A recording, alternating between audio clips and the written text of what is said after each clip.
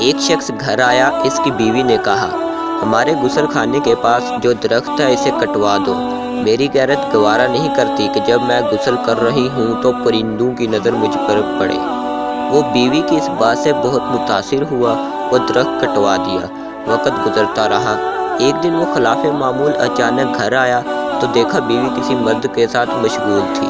اس کو بہت دکھ ہوا۔ وہ اپنا گھر بار چھوڑ کر بغداد چلا گیا اور وہاں اپنا کاروبار شروع کر لیا۔ اللہ نے خوب برکت دی اور اپنے کاروبار کی بدولت وہ بغداد کے سرکردہ شہریوں میں شمار ہونے لگا، یہاں تک کہ بغداد کے سردار تک رسائی بھی حاصل کر لی۔ ایک دن سردار کے گھر چوری ہو گئی۔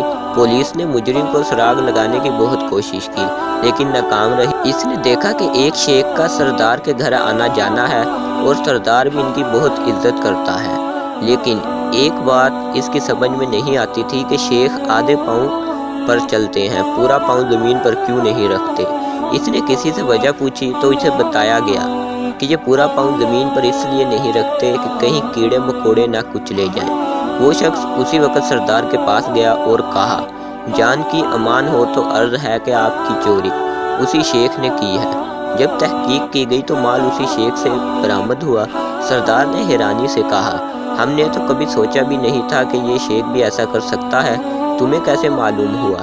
اس نے کہا، میرے گھر میں ایک درخت تھا جس نے مجھے نصیحت کی تھی، جو لوگ ضرورت سے زیادہ نیک نظر آنے کی کوشش کرتے ہیں وہ عموماً نیک نہیں ہوتے۔